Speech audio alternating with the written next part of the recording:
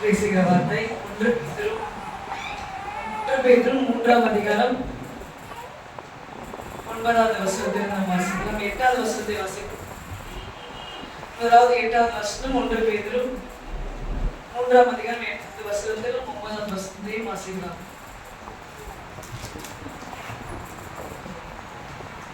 மேலும் நீங்கள் எல்லாரும் ஒருமனப்பட்டவர்களும் இரக்கம் உள்ளவர்களும் சகோதர சிநேகம் உள்ளவர்களும் மன உருக்கம் உள்ளவர்களும் இணக்கம் உள்ளவர்களுமாயிருந்து தீமைக்கு தீமையையும் உதாசனத்துக்கு உதாசனத்தையும் சரி கட்டாமல் அதற்கு பதிலாக நீங்கள் ஆசீர்வாதத்தை சுதந்திரத்துக் கொள்ளும்படி அழைக்கப்பட்டவர்கள் என்று எண்ணி அறிந்து ஆசீர்வதியுங்கள்.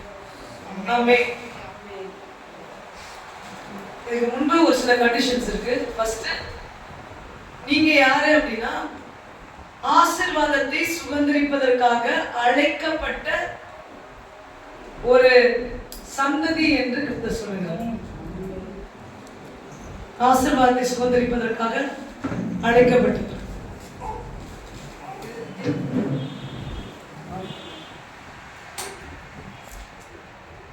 அல்லேலூயா. திரும்பி அந்த 9வது வசனத்தை எல்லாரும் பைபிளை எடுத்து பார்க்கலாம். தீமைக்கு தீமையையும் உதாசனத்துக்கு உதாசனத்தையும் சரி கட்டாமல் அதற்கு பதிலாக நீங்கள் ஆசீர்வாதத்தை சுதந்திரத்துக் கொள்ளும்படி அழைக்கப்பட்டிருக்கிறவர்கள் என்று அறிந்து ஆசீர்வதியுங்கள். ஆமென். நீங்க கர்த்தரால் ஆசீர்வாதத்துக்காக அழைக்கப்பட்ட ஒரு சந்ததியா இருக்கீங்க. அதனால நீங்க என்ன பண்ணணுமா? ஆமா, நீங்க என்ன பண்ணணுமா? நீங்க எல்லாரையும் என்ன பண்ணணும்? எல்லாரையும் ஆசீர்வதிக்கணும். ஒருத்தவங்க உங்களுக்கு தீமை செஞ்சா அவங்களுக்கு பதிலுக்கு தீமை செய்யறதுக்கு சரிக்கு சரியா நிக்க கூடாது. உதாசீனப்படுத்தினாங்கன்னா உதாசீனப்படுத்துறதுக்கு சரிக்கு சரியா நிக்க கூடாது. ஏன்னா நீங்க எப்படிப்பட்ட சந்ததியா?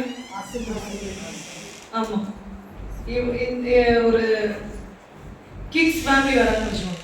ஒரு எலிசபெத்தோட ராணி கிங்ஸ் ஃபேமிலி வர, அந்த ஃபேமிலிக்குன்னு ஒரு குணாதிசயம் இருக்கணும். அவங்க எப்படின்னா ஸ்பூன்ல தான் சாப்பிடுவாங்க, இப்படிதான் நடப்பாங்க, இப்படிதான் பேசுவாங்க அப்படின்னு ஒரு அவங்களுக்குன்னு ஒரு கல்ச்சர், கலாச்சாரம். இந்த ஃபேமிலியில இருக்கிறவங்க இந்த கல்ச்சரோட இருப்பாங்க, இந்த கலாச்சாரத்தோட. நம்ம பிளஸிங் ஃபேமிலியில இருக்கோம். ஆமென், ஆமென். அப்ப நமக்கு ஒரு கல்ச்சர் ஆண்டவர் சொல்லி தரார். உங்களுக்கு ஒரு கலாச்சாரம் இருக்கணும். என்ன கலாச்சாரம் இருக்கும்? நீங்க ஆசீர்வதிக்கப்பட்டவர்கள், நீங்கள் அநேகரை ஆசீர்வதிப்பதற்காக கர்த்தர் உங்களை அப்படி வச்சிருக்காரு, அழைச்சிருக்காரு. கூப்பிட்டு நீ எல்லாரையும் ஆசீர்வதிக்க உன்னை அழைச்சிருக்காருன்னும் போது உனக்கு ஒரு கல்ச்சர் பிஹேவியர். என்னது கல்ச்சர்? பிஹேவியர். என்ன சொல்றாரு ஆண்டவர் இடத்துல? தீமைக்கு தீமை செய்யக்கூடாது. நீ யாராவது உன்னை உதாசீனப்படுத்தினா அவங்களுக்கு நீ உதாசீனப்படுத்தாது, சரி கட்டாது, இதெல்லாம் சரி கட்டாது. அதற்கு பதிலாக நீங்கள் ஆசீர்வாதத்தை சுதந்திரித்துக் கொள்ளும்படி எல்லாரையும் ஆசீர்வதிங்க. ஆமென். இதுக்கு முன்னாடி 8வது வசனத்தை நீங்க பாத்தீங்கன்னா, நீங்கள் எல்லாரும் ஒருமனப்பட்டவர்களும் எப்படி இருக்கணும்னா ஒரு மனதோடு இருக்கணும், இரக்கம் உள்ளவர்களாக இருக்கணும், சகோதர சிநேகம் உள்ளவர்களாக இருக்கணும், மன உருக்கம் உள்ளவர்களாகவும் இணக்கம் உள்ளவர்களுக்கும். அப்புறம் தான் தீமைக்கு தீமை. இதெல்லாம் ஒரு லிஸ்ட். இந்த ஒரு கல்ச்சர் நமக்கு வேணும். ஏன்னா நம்ம பரலோகத்தோடு நம்ம தமிழ்நாட்டுக்கு ஒரு கல்ச்சர் இருக்கு. திடீர்னு நீங்க ஒரு ஸ்மால் ட்ரெஸ் போட சொன்னாலும் நீங்க என்ன பண்ணுவீங்க? இல்லை, கல்ச்சருக்கு ஒத்து வராது, அது எனக்கும் பிடிக்கல, என் கல்ச்சர்லயே நான் வளர்ந்துட்டேன், எனக்கு இதுதான் ரொம்ப அழகா தெரியுது. அப்ப ஹெவன்லி கிங்டம்க்கு ஒரு கல்ச்சர் இருக்கு. திருத்துவ தேவனுடைய குடும்பத்துக்குன்னு ஒரு கலாச்சாரம் இருக்கு. அந்த குடும்பம் எப்பயுமே என்ன பண்ணாதான் தீமைக்கு தீமை செய்யாது. இருக்கீங்களா? திருத்துவ தேவன் பிதா குமாரன் பரிசுத்த ஆவியின் குடும்பம் தீமைக்கு தீமை செய்யாது, உதாசீனப்படுத்தாது. நீ எத்தனை முறை பேசினாலும் ஆண்டவர் என்னைக்கு உன்னை உதாசீனப்படுத்திருக்காரா? உனக்கு பதில் அளிக்காம வந்திருக்காரா? சோ உதாசீனத்துக்கு உதாசீனப்படுத்தாத ஒரு ஃபேமிலி நம்மளும் அப்படிதான் மாறணும். அடுத்து என்ன சொல்றாரு? சகோதர ஸ்நேகம். அவர்களுக்குள்ள எப்போ ஒரு ஸ்நேகம் இருந்து கொண்டே இருந்தது. அன்பு, பூரண அன்பு, அது நமக்குள்ள இருக்க வேண்டும் என்று ஆண்டவர் சொல்லுகிறார். இரக்கம் உள்ளவங்களா இருக்கணும். கர்த்தர் எப்படி இரக்கம் உள்ளவங்களா இருக்காங்களோ, நான் என்ன சொல்றேன்னா, நீங்க குயின் எலிசபெத் ஃபேமிலியில பிறந்தீங்கன்னா அந்த மாதிரி நீங்க இருந்தாங்கன்னா அந்த ஃபேமிலி மெம்பர்னு ஒத்துப்பாங்க. இதுதான் இப்ப உடனே சொல்லிட்டு இருக்கேன்.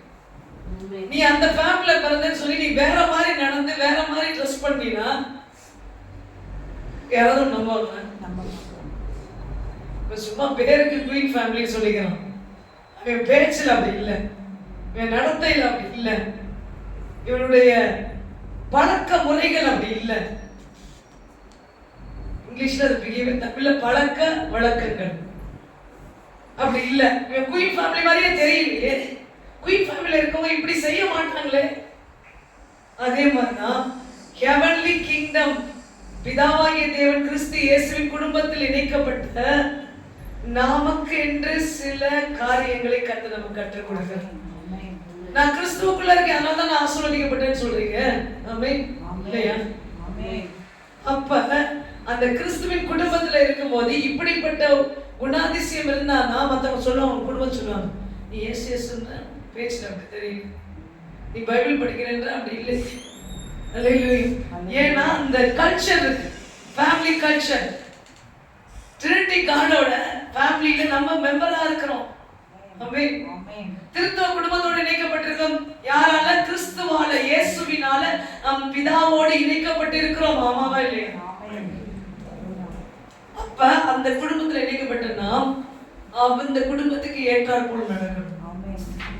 அப்பதான் அந்த குடும்பத்தின் ஆசீர்வாதம் நமக்கு கிடைக்கும். அந்த குடும்பத்துக்கு புகழும் கனமும் நாம் சேர்க்க முடியும். எத்தனை பேருக்கு விளங்குது? அப்படி இருக்கணும்னா இந்த குடும்பத்துல இந்த காரியங்கள் உங்களுக்குள்ள இருக்க வேண்டும் என்று கர்த்தர் சொல்லுவாங்க. சரி, இன்னைக்கு மெயின் திங் இதெல்லாம் இருந்தாதான் இந்த ஆசீர்வாதம் உனக்குள்ள நிறைவேறும். அல்லேலூயா. நீங்க ஆண்டவர் சொன்ன மிக முக்கியமான விஷயம், நீ ஆசீர்வாதத்தை சுதந்திரித்துக் கொள்ளும்படி அழைக்கப்பட்டவள் என்பதனால, நீ ஆசீர்வாதத்தை சுதந்திரிக்க அழைக்கப்பட்டவள் என்பதனால நீ ஆசீர்வதி. அப்ப என்ன பண்ணக்கூடாது? சபிக்கக்கூடாது. அல்லேலூயா. நம்ம என்ன விதைக்கிறோமோ அது நமக்கு கிடைக்கும். அல்லேலூயா. சோ நீங்க ஆசீர்வதிச்சா உனக்கு ஆசீர்வாதமான வார்த்தை வரும். நீ எரிஞ்சு விழுந்தினா உனக்கு எரிஞ்சான வார்த்தை தான் வரும். பிறர் உனக்கு என்ன செய்யணும்னு நினைக்கிறியோ அதையும் நீ அவர்களுக்கு செய். உனக்கு அன்பு காட்டணும்னு நினைச்சா அன்பு காட்டு, உனக்கு உதவி செய்யணும்னு நினைச்சா உதவி செய். அல்லேலூயா. இதுதான் சத்தியம் சொல்லுகிறது. ஆமென். அல்லேலூயா. இத்தனை பேர் விரும்புறீங்க நான் இந்த கல்ச்சர்ல வாழ விரும்புறேன். ஆண்டவர் சொல்ற கல்ச்சருக்கு நான் வரேன், அந்த கல்ச்சருக்கு நான் வரேன், ஒப்பு கொடுக்கிறேன். அல்லேலூயா. அவர் விரும்புகிற கல்ச்சர், நான் அவர் ஃபேமிலின்னு உலகத்துல இருக்கவங்களுக்கு தெரியணும். நான் வார்த்தையில் இல்ல, என்னுடைய ஒவ்வொரு பிஹேவியர்ல கிரைஸ்ட நான் பிரதிபலிச்சுட்டே இருக்கணும். நான் அந்த ஃபேமிலி மெம்பர், கிரைஸ்ட் ஃபேமிலியில இருக்கிறேன், அதனால நான் அன்பா தான் இருப்பேன்.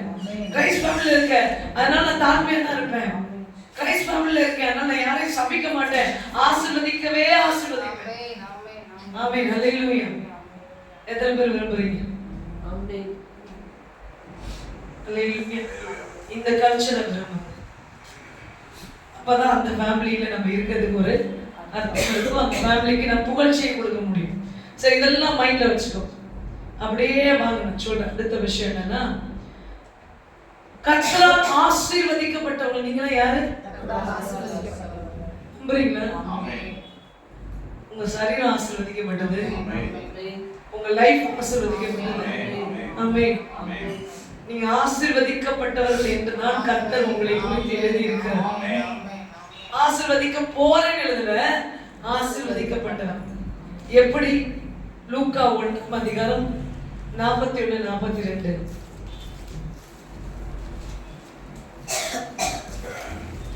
எலிசபெத் மரியாளுடைய வார்த்தைகளை கேட்டபோது அவருடைய வயிற்றில் இருந்த பிள்ளை நின்று எலிசபெத் பரிசுத்த ஆவியினால் நிரப்பப்பட்டு உரத்த சத்தமாய் ஸ்திரீகளுக்குள்ளே நீ ஆசீர்வதிக்கப்பட்டவர், கர்ப்பத்தின் கனியும் ஆசீர்வதிக்கப்பட்டது. ஆமென்.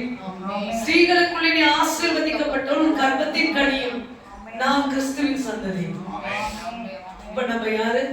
ஆசீர்வதிக்கப்பட்டவங்க. முதல் ஏவாளுக்கு என்ற ஒரு சந்ததி இருந்தது, அது சாபத்தின் சந்ததியா இருந்தது. அதை கிறிஸ்து வந்த பிறகு நம்மை ஆசீர்வாத சந்ததிக்குள் கொண்டு வந்து விட்டார். ஆமென். நாம் சாபத்தின் சந்ததியில் இல்லை, ஆசீர்வாதத்தின் சந்ததியில் நின்று கொண்டிருக்கிறோம். எப்படிங்க? நான் இயேசு கிறிஸ்துவின் சந்ததியில வந்தேன், விசுவாசத்தினால் வந்தேன். ஆமென். அவரை விசுவாசிக்கும் போது நான் அவர் சந்ததிக்குள்ள சேர்க்கப்படுகிறேன். கிறிஸ்துவின் சந்ததிக்குள்ள வருகிறேன், கிறிஸ்துவின் பிள்ளையா மாறுறேன். அவர் விசுவாசிக்கிறதுனால கிறிஸ்துவின் பிள்ளையா மாறுறேன். ஆனா கிறிஸ்துவின் மேல இருக்க ஆசீர்வாதம் என் மேல் வந்து தாங்குகிறது. ஹalleluya. இப்ப நீங்க ஜெனரேஷன், கிரைஸ்ட் ஜெனரேஷன். உங்க தாத்தா பேர் சொல்லக்கூடாது, அதுக்கு முந்தின இருக்க தாத்தா. நாங்களாம் இந்த ஜெனரேஷன். நாங்க ஏதாவது ஒரு ஜெனரேஷன் வச்சுக்கோங்க, பாப்புலர் சாஸ்திரியார் குடும்ப ஜெனரேஷன். ஹalleluya. இப்படிலாம் நிறைய ஜெனரேஷன் சொல்லிக்கிறாங்க. அது கிடையாது. நீ உண்மையாவே கிறிஸ்துவோட ஜெனரேஷன். ஆமென். சாஸ்திரியா ஜெனரேஷன்ல இருந்து ஆசீர்வாதமே இல்லாம உட்கார்ந்திருப்பாங்க. நீ எப்ப கிறிஸ்ட் ஜெனரேஷன் சொல்றியோ, நான் இயேசுவின் சந்ததின்னு சொல்ல ஆரம்பிக்கிறியோ, உன் குடும்பத்துல அந்த ஜெனரேஷன்ல ஆசீர்வாதம் நிக்கும். ஆமென். ஆமென். ஹalleluya. இன்னைக்கு ஆண்டவர் சொல்றாரு, நீ ஆசீர்வதிக்கப்பட்டவள். ஆமென். ஆசீர்வாதமான சந்ததி. ஆமென். நானும் என் சந்ததியும் ஆசீர்வாதமான சந்ததி. ஆமென். ஆமென். ஹalleluya. ஹalleluya. கர்த்தருக்கு ஸ்தோத்திரம். இத்தனை பேருக்கு சந்தோஷமா இருக்கீங்க. ஆமென். அடுத்ததாக என்னாகும் 24:1.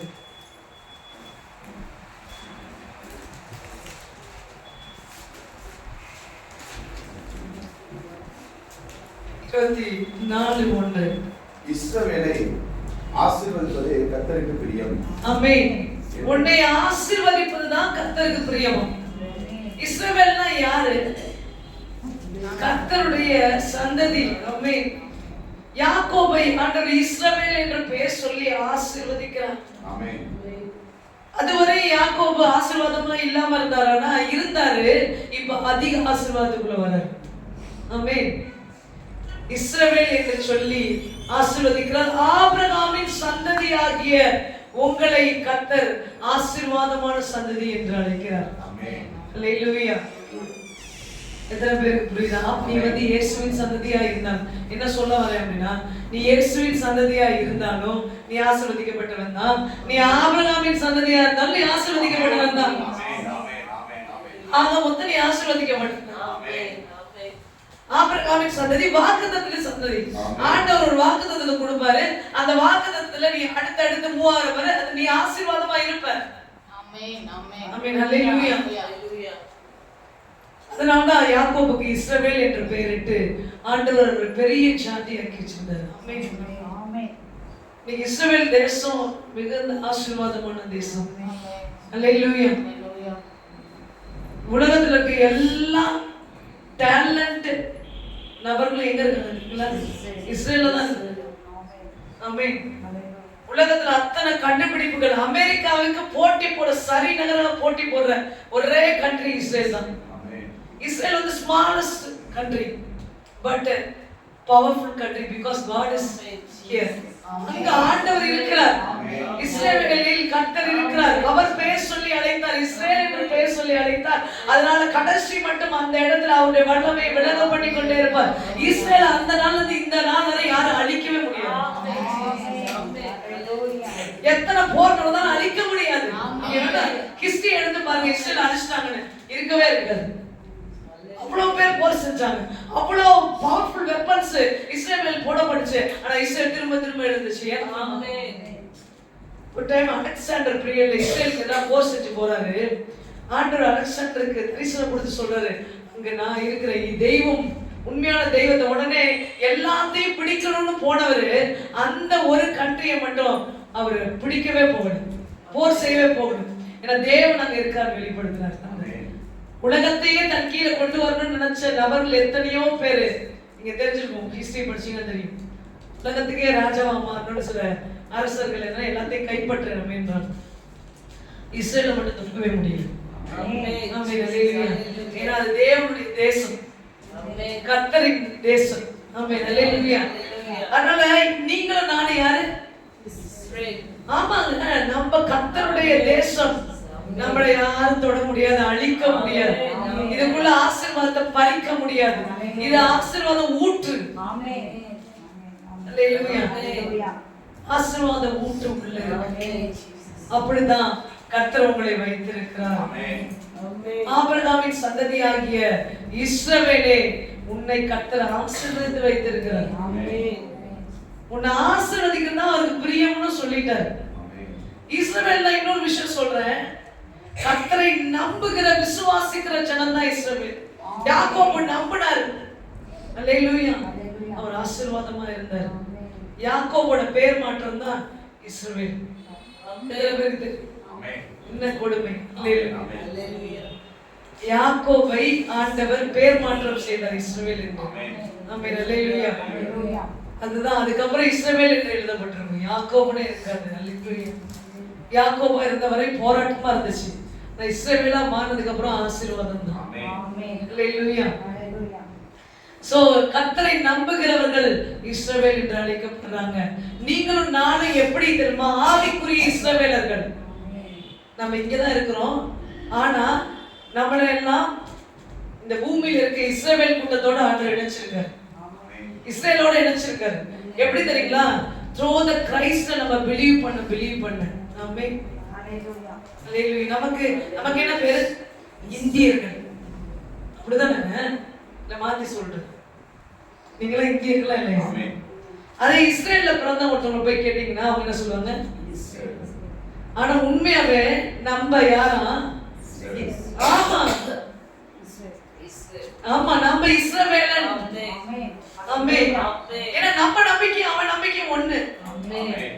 நாம் நம்புகிற தேவனும் அவர் நம்ம அந்த இஸ்ரவேல்ல இருக்கிறவங்க நம்புற தேவனும் ஒரே தேவன். ஆமென். நாம் ஆவிக்குரிய இஸ்ரவேலர்கள். இப்ப பைபிள்ல சொல்லப்பட்ட அத்தனை இஸ்ரவேலுக்கு சொல்லப்பட்ட அத்தனை ஆசீர்வாதம் நமக்கு உண்டு. ஆமென், ஆமென். ஹalleluya, ஹalleluya, ஹalleluya. எப்படி அவங்களோட நம்ம சேர்ந்தோம்? விசுவாசத்தின் நிமித்தம். ஆமென், ஹalleluya. நாம் நம்புகிற தேவன் நிமித்தம் நாம் ஆவிக்குரிய இஸ்ரவேலர்களாக மாறுகிறோம். பைபிள்ல சொல்லப்பட்ட அத்தனை இஸ்ரவேலர் யாரு சொல்லுங்க? இல்லைங்க, நம்ம தான் அந்த இஸ்ரவேலர்கள். ஆமென், ஹalleluya.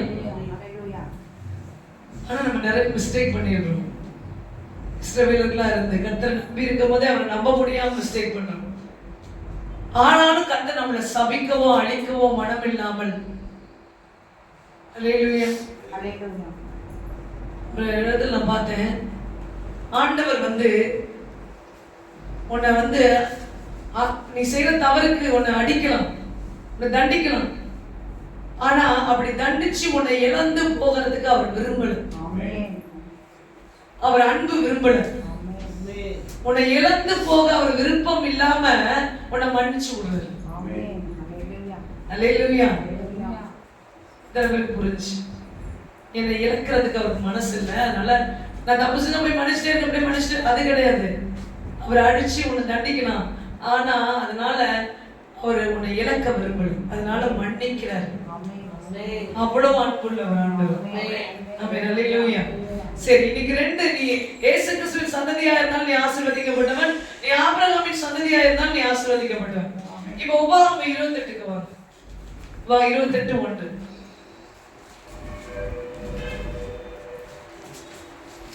இன்று நான் உனக்கு இருக்கிற தேவனாகிய கர்த்தருடைய கட்டளைகளின்படி எல்லாம் செய்ய நீ கவனமாய் இருக்கும்படிக்கு அவர் சத்தத்துக்கு உண்மையாய் செவி கொடுப்பாயானால் உன் தேவனாகிய கர்த்தர் பூமியில் உள்ள சகல ஜாதிகளிலும் உன்னை மேன்மையாக வைப்பார்.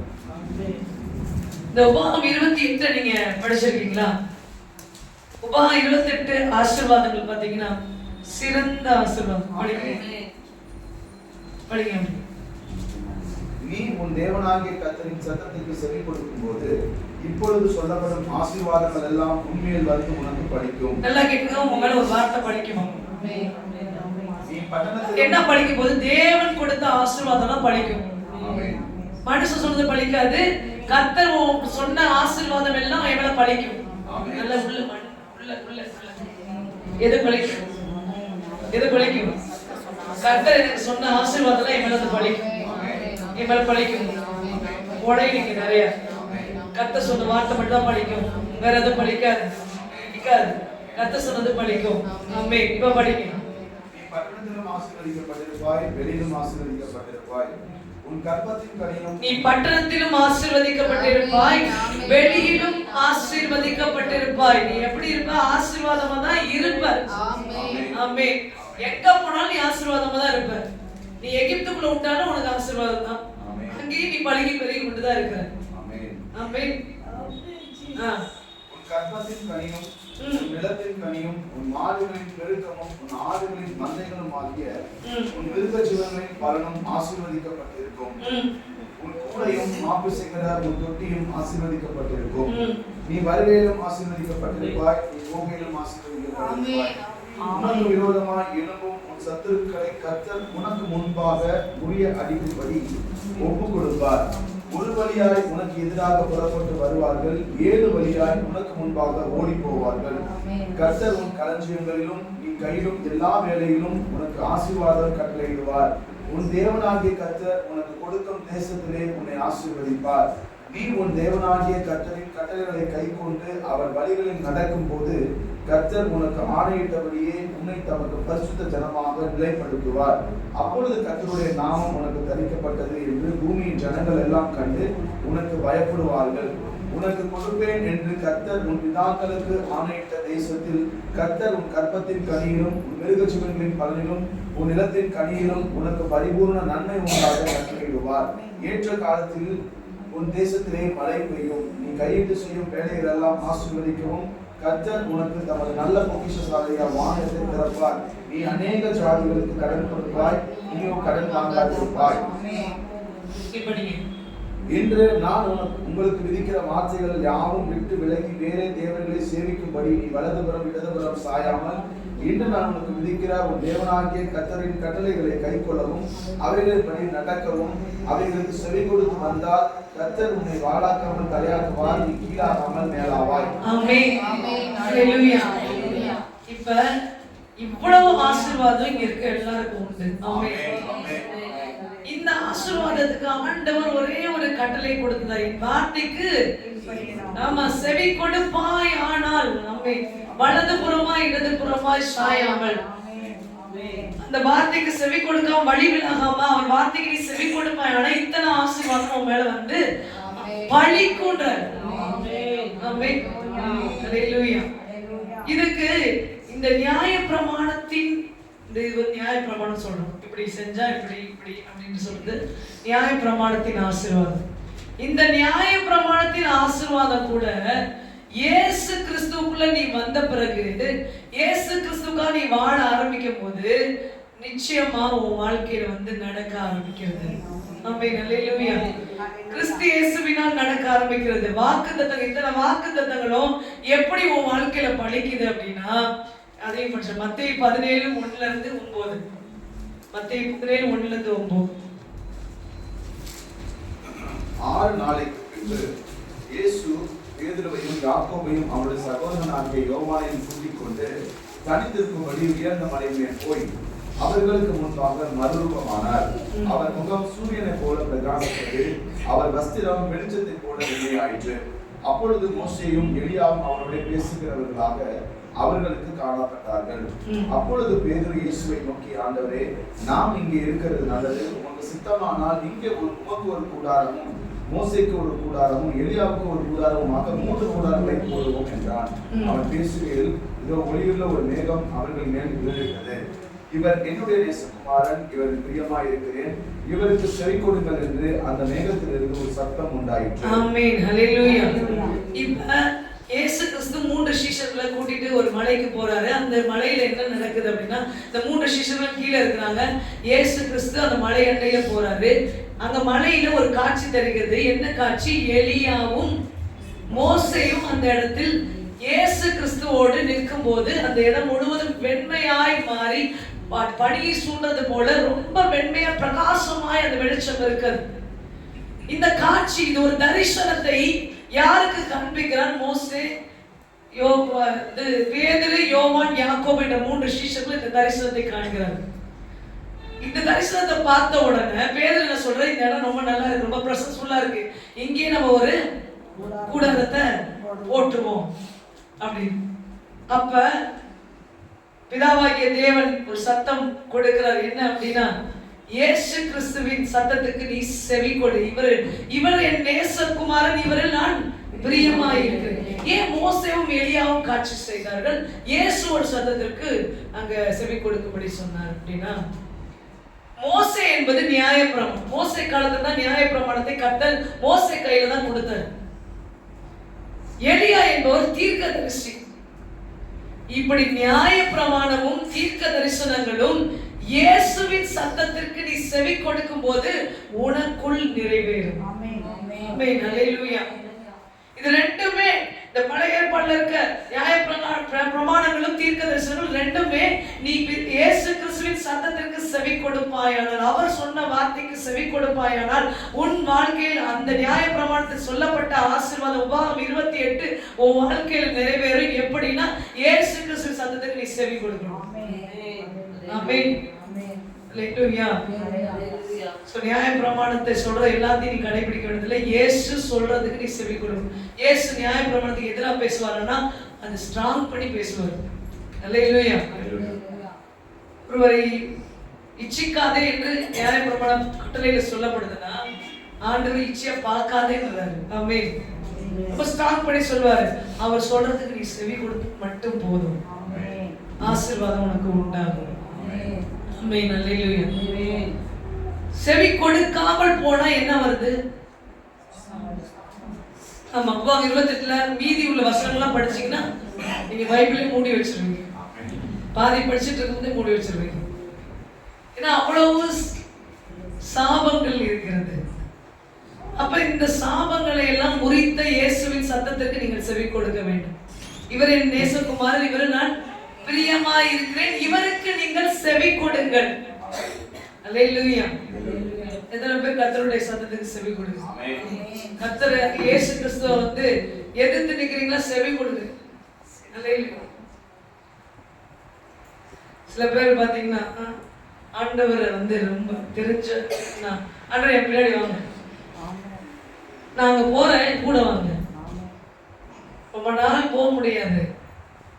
ஆண்டவர் ட்ராக்குக்கு, ஆண்டவரே நீங்க சொல்லுங்க, நான் உங்க பின்னாடி வரேன்றதுதான் சரியான பாதை.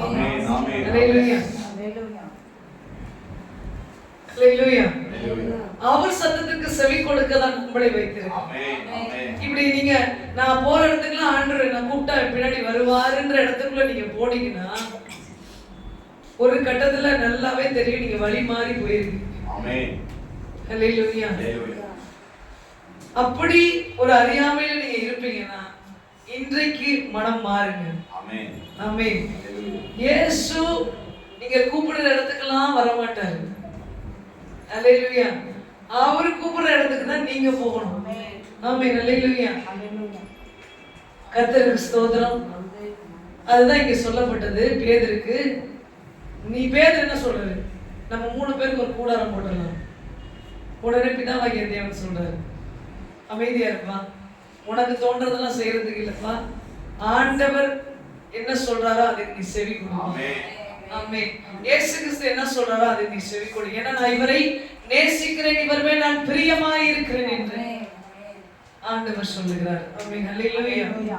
நல்ல கர்த்தருடைய சத்தத்துக்கு செவி கொடுக்க உங்களை சாய்க்கும் போது அவ்வளவு ஆசீர்வாதங்கள் உங்க மேல படைக்கும்.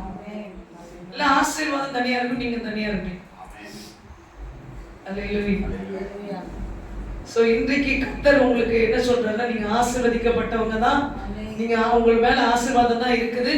ஆனா அந்த ஆசீர்வாதம் நிறைவேறும்படி தேவனுடைய சத்தத்திற்கு எப்பொழுதும் செவி கொடுங்கள். ஹல்லேலூயா.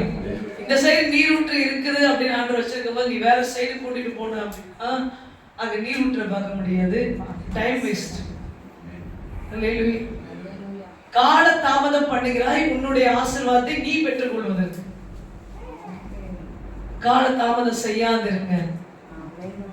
அவர் தாமதம் பண்ணல, யார் தாமதம் பண்றது? வழி மாறி வேற வழியில கூட்டிட்டு போய் ஆண்டவர் வராரு வராரு வராருன்னு சிம்சன் போன மாதிரி போயிட்டே போய் பெலிஸ்தர் கூட்டத்துல போய் ஆண்டவர் வராரு, ஆண்டவர் என் கூட தான் இருக்கிறாரு, பார்த்தா கண்ணு போயிடுச்சு. ஆண்டவர் முன்பே சொல்றார் பெலிஸ்தர் கூட்டத்துக்குள்ள போகாத என்று. அல்லேலூயா. செவி கொடுத்து தேவனுடைய பாதையில் நீங்க நடக்கும் போது உங்க காலங்கள் சமயங்கள் வீணாகாது, விரயமாகாது. கர்த்தருடைய பாதையில் நீங்க நடக்க ஆரம்பிக்கும். ஆமென். அல்லேலூயா. சோ இன்னைக்கு தெளிவா உங்களுக்கு நான் சொல்றேன், நீங்க யாரு? ஆமா, இப்ப நான் உங்களுக்கு சொல்றேன், நீங்க உங்களுக்கு தெரிய மாட்டேங்குது. நீங்க கண்ணை மூடி நான் இஸ்ரவேலன்னு சொல்லி பாருங்க. ஆமா, எழுந்து நின்று சொல்லி பாருங்க. எழுந்து நின்று நான் இந்த பூமியில இஸ்ரவேலனா இருக்கிறேன்.